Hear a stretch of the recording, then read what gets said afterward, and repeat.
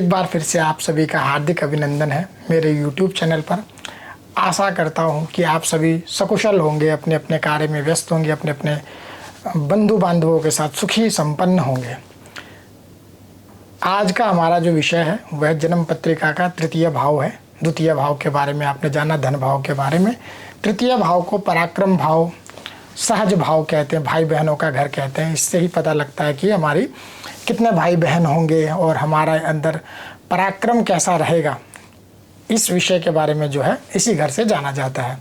ये तो सामान्य विषय है जिसके जो लगभग ज्योतिषी प्रथम दृष्टि से इसी के द्वारा जो है इस घर का विचार करते हैं, पर इसके अतिरिक्त इसमें कुछ अन्य विचारणीय विषय भी होते हैं, जैसे कि इस घर से यश, अपमान, हाथ, कान, महत्वाकांक्षा, नौकर, सुख दुख, मित्रता, हस्ताक्षर, हमारे सिग्नेचर जो होते हैं, हमारा रहन सहन कैसा होगा, वृत्ति, हम किस माध्यम से धन कमाएंगे, उद्योग हमारा कैसा, हम किस तरह से अपनी जो है परिश्रम करने वाले होंगे, माता पिता के मृत्यु के बारे में भी इस घर से पता लगता है।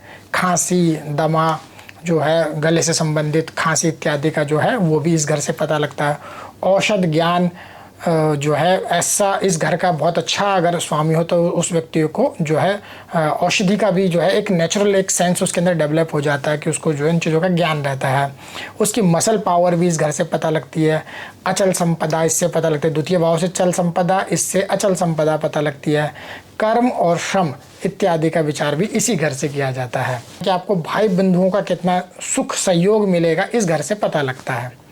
अब इसके बारे में पराशर जी क्या कहते हैं कि अथ विक्रम भावस्य फलम वक्ष्यामि भूद्विजा सहजे सौम्य युग दृष्टे भर्तृमान विक्रमी नरः सभौमो भ्रातृभावेशो भ्रातृभावं प्रपश्यति भ्रातृक्षेत्रगतो वापि भ्रातृसौख्यम विनिर्दिशेत।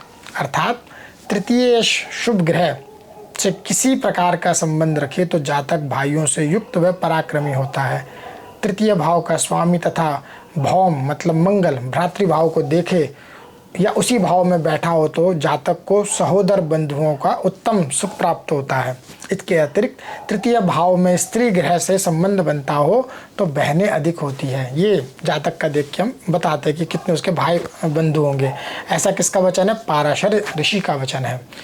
जातक तत्व के अनुसार क्या है, कारकांश कुंडली के लग्न से यदि शनि किसी प्रकार का संबंध रखे, एक योग है उसके बारे में चर्चा हो रही है, तो व्यक्ति अपने कर्मों से ख्याति प्राप्त करता है।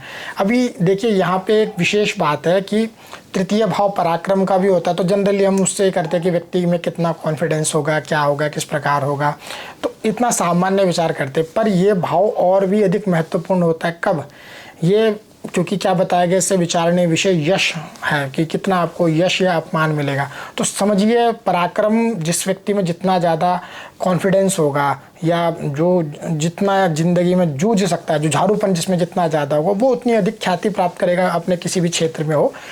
विशेष रूप से मैंने देखा है इसमें कि इसका जो है स्पोर्ट्स पर्सन की कुंडली में इसका महत्व बढ़ जाता है, क्योंकि मसल पावर भी है। डिफेंस वाले का भी इसी भाव से ज़्यादा देखना चाहिए अगर वो उस क्षेत्र में आगे बढ़ना चाहता है, क्योंकि आपका शारीरिक क्षमता अगर उतनी अच्छी नहीं होगी, शारीरिक रूप से आप उतने बलवान नहीं होंगे, तो उस क्षेत्र में आगे बढ़ पाना स्पोर्ट्स में मुझे लगता है काफ़ी मुश्किल रहता है। तो अब देखिए यहाँ पे ये देखिए कि जितने भी ख्याति प्राप्त खिलाड़ी हैं, जैसे सचिन तेंदुलकर, जहीर खान, प्रकाश पादुकोण, सौरभ गांगुली, मेजर ध्यानचंद, हरभजन सिंह व पीटी उषा, ये जो ख्याति प्राप्त खिलाड़ी हैं, इनकी पत्रिका में शनि जो है योग कारक भाव में ही बैठा है। ये जातक तत्व के अनुसार है कि जो चर्चा चल रही है कि ऐसा होता है तो व्यक्ति को इस चीज़ की उपलब्धि मिलती है। और ये सबका जो है जो कुंडली संग्रह है उसमें बाकायदा मैंने देखा कि हाँ किस किस की कुंडली में जो ऐसा जो है फल है और क्या ऐसा मतलब इस प्रकार का योग है। तो देखा कि हाँ इनकी कुंडली में तो योग कारक भाव में बैठा हुआ है। तो क्या इससे यह बात सिद्ध हो जाता है कि कर्म फलदाता शनि कर्मों से जो है अवश्य ख्याति प्राप्त कराता है। अब ये तो सिर्फ एक उदाहरण है, ज़रूरी नहीं है कि आपको इस तरह से ही देखना है कि ये क्या है। यहाँ मैंने देखा शनि का, क्योंकि शनि बिना कर्म करे फल नहीं देता। अब यहीं पे कोई अन्य ग्रह भी होता है तो वो ख्याति दे देता है, उसमें आपको शारीरिक श्रम की ज़रूरत नहीं होती, वहाँ मानसिक श्रम से काम चल जाता है और उसमें भी आपको ख्याति प्राप्त हो सकती है। तो ये एक उदाहरण है जो कि आपको मतलब जातक तत्व के अनुसार से बता रहा हूँ कि इस प्रकार का फल है। इतने बड़े बड़े लोगों की कुंडली में भी यह फल घटित हो जाता है। अब जानेंगे, देखिए कि ये जो तृतीय भाव का स्वामी है, अगर ये जन्म पत्रिका के 12 भाव में बैठता है तो क्या क्या फल मिलता है अपनी अपनी पत्रिका से, इसको घटा के देखिए, बड़ा ही आनंद आएगा। अब देखिए, तीसरे घर का स्वामी कहते हैं यदि पहले भाव में बैठा हो तो जातक अधिक बोलने वाला, फूट डालने वाला, वह सबकी सेवा करने वाला होता है। कुछ अच्छा कुछ बुरा दोनों चीज़ जो है इस घर से जुड़े हुए हैं। अब द्वितीय भाव में बैठा हो तो क्या होता है, जातक राजसी ठाट बाट से रहता है। तीसरे भाव में हो तो जातक देवता व गुरुजनों की सेवा करने वाला होता है। और चौथे घर में हो तो पैतृक संपत्ति का उपभोग करता है। पांचवें में हो तो परोपकारी होता है। छठे भाव में हो तो नेत्र रोगी होता है, वह भूमि लाभ कराता है। अभी देखिए क्या है, इसमें कितनी एक बात है कि जिस घर में बैठता है उस घर का एक विशेष गुण होता है। अब उस घर के विशेष गुण के अनुसार ही उसके अंदर कुछ जो है अच्छी चीज़ें आ रही है और कुछ जो है उसमें जो है उसके अशुभ फल की वृद्धि हो रही है। और उसी में क्या होता है, जैसे कहते हैं ना, कार्य कोई भी छोटा नहीं होता। किसी भी कार्य को व्यक्ति इतनी तल्लीनता से करते जाए तो उससे उसको ख्याति प्राप्त होगी। तो विशेष ख्याति पे मैं इसलिए ध्यान दे रहा हूँ क्योंकि तीसरे घर से ही व्यक्ति का मतलब उसके जीवन में मान सम्मान कितना प्राप्त होगा, उसमें तीसरे घर की महत्व बढ़ जाता है। जैसे कहते हैं ना, पराक्रम होगा तभी तो वो उतना रिस्क ले पाएगा, रिस्क लेगा लाइफ में तो उसको रिवॉर्ड भी उसका मिलेगा, उतना अच्छा रिवॉर्ड मिलेगा। अभी छठे भाव तक हमने जान लिया था, अब उसके आगे का जानते हैं कि छठे भाव में तो पता लग गया था क्या होता है। छठे भाव में बैठे तो नेत्र रोगी होता है, वह भूमि लाभ कराता है। इसी प्रकार यदि सातवें घर में हो तो क्या होता है, सुंदर जीवन साथी वाला होता है। और आठवें में हो तो बंधु बांधवों से बैर रखने वाला होता है। उसकी उस समय जो है अपने भाई बहनों से, अपने कुटुंब जनों वालों से उतनी बनती नहीं है। और नवे घर में हो तो क्या होता है, कीर्ति प्रदान करता है। क्यों? क्योंकि देखिए, जो घर तीसरे में हो, तीसरे घर में बैठा होगा कोई ग्रह या किसी प्रकार से संबंध बनाता होगा, किसी ना किसी रूप से उसका संबंध आपका जो है नवे घर से भी बन जाता है। एक दूसरे से सातवें घर पे होते हैं ना, तो उसका आपस में संबंध बन जाता है। तो कीर्ति प्रदान करने वाला, मतलब ऐसा बन जाए तो और भी अच्छा, क्योंकि नवे घर में बैठ रहा है। स्थिति देखिए, और देखेगा किसको, तीसरे घर को देखेगा, तो मान सम्मान उसका और अधिक उच्च स्तर का उसको प्राप्त होगा। जैसे कि हम देखते हैं राष्ट्रपति पुरस्कार मिल जाता है या बड़े स्तर पे कोई व्यक्ति उसको जो है पद की प्राप्ति होती है, तो वो इसी घर से देखा जाता है। अभी क्या इसी के साथ 10वें घर में हो तो क्या होता है, 10वें घर में हो तो सरकार से सम्मान प्राप्त कराता है।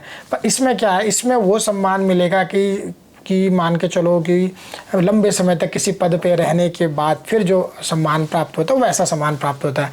नवे घर से होगा, आप इंडिविजुअल प्राइवेट सेक्टर में काम कर रहे हैं, जैसे फिल्म उद्योग से जुड़े हुए लोग होते हैं या अन्य, उनको जो बड़े लेवल के अवार्ड मिल जाते हैं वो नवे घर से देखिए। और किसी क्षेत्र में कार्यरत हो उसमें आपको अवार्ड मिलेगा सरकार से, वो 10वें घर से देखते हैं। 11वें घर में हो तो क्या होता है, सरकार से लाभ प्राप्त कराता है। अब कई अवार्ड ऐसे होते हैं, कई चीज़ें ऐसे होते हैं जिनमें केवल आपको सम्मान मिलता है, धनराशि नहीं मिलती। पर कई में क्या होता है, आप ऐसी जगह पे बैठे होते हो, मान सम्मान कम होता है पर धन की प्राप्ति ज़्यादा होती है। तो वो क्या कहाँ फल देता है, 11वें घर में। और अधिकतर लाइजनिंग के क्षेत्र में जो लोग जुड़े होते हैं उनको जो है इसका फल मिलता है। 12वें घर में हो तो क्या होता है, जातक को विदेश गमन व मित्रों से क्लेश करवाता है, कि ये स्थिति उसकी जो है बनाता है कि भाई वो व्यक्ति सदैव अपने जन्म स्थान से दूर रहेगा। तो क्या है, 12वें घर में इसका महत्व कितना बढ़ गया कि 12वें घर में हो जिस व्यक्ति का ऐसा ग्रह बैठ रहा हो तो उसको क्या होता है, बाहर जो है अच्छी सफलता मिलती है। पर खराब फल क्या इसके साथ में कि अपने मित्रों से झगड़ा कराता, तो उसके उतने मित्र होते नहीं हैं। तो इस प्रकार आपको जो है जन्म पत्रिका के बारे में पता लगा कि तीसरे घर का क्या महत्व है, उससे हमें कौन कौन से विषयों का विचार करना चाहिए। और आपने ये भी देख लिया कि आपकी कुंडली में मतलब अगर ये इस घर में बैठा हो तो उसका फल आपको कैसा प्राप्त होगा। तो आज के लिए इतना ही, अगली वीडियो में फिर मुलाकात होगी, एक नए घर के बारे में हम जानेंगे जन्म पत्रिका से संबंधित। तब तक आशा करता हूँ आप सभी कुशल मंगल रहेंगे, भगवान की कृपा आप पर यूं ही बनी रहे। नमस्कार।